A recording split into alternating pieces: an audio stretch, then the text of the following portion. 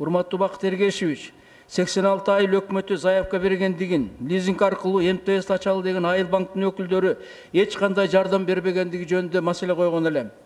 Сизге белгилүү болгондой, өкмөт 16-жылдын 17-мартында 107 буйругу чыккан. Ошол өкмөттүн чечимин аткарууга банктын ички нормативдик документтерине өзгөртүүлөр киргизилди. Өкүлчүлүктөр банктын 12 майдан баштап МТС аркылуу лизинг алуучу айыл өкмөттөрүнө толук маалымат бере башташты. Бишкекте 25-27 майда Айыл Агро 4 айыл чарба эл аралык көргөзмө жарманкеси өтөт. Биринчи вице-премьер-министр урматтуу Мухаммедкалый Дүйшөкеевич көргөзмөнү өткөрүү боюнча уюштуруу комитетинин төрагасы болуп дайындалды. Көргөзмөнүн аянты 6000 квадрат метрди түзөт. 10-дан ашык мамлекеттен 40-тан ашык компаниялар катышат. Көргөзмөгө Казакстан, Тажикстан, Россия, Белоруссия жана башка өлкөлөрдөн ишкерлердин делегациялары келиши күтүлүүдө. Бул көргөзмө жылда өтөт. Өзүңүздөр билгендей, 15-жылы дүйнөнүн 16 өлкөсүнөн 55 компания 103 дана ар кандай айыл чарба техникасын көргөзмөгө койгон. 3 күндө 7000ден ашуун киши келип, бул көргөзмө менен таанышып жана катышкан.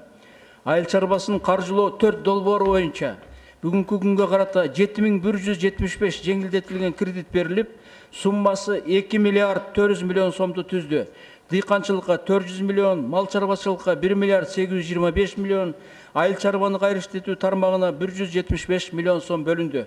17 майда премьер-министр урматтуу Сооронбай Шарипович Айыл банктын жетекчиси Бактыгүл Жээнбаевага фермерлер жана айыл чарба продукциясын кайра иштетүүчүлөр үчүн кредиттик ресурстарды алуу шарттарын жеңилдетүү, насыялар төмөнкү үстөк менен узак мөөнөткө берилиши кажет экендигин баса белгиледи.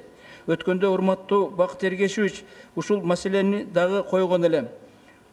Бактыгүл Жээнбаеванын маалыматына ылайык, Айыл банктын кредиттик портфели 11 миллиард сомду түзөт. 18 майда биринчи вице-премьер-министр Мухаммедкалый Дүйшөкеевич Ошто жазгы талаа жумуштарынын жүрүшү боюнча селектордук жыйын өткөрдү.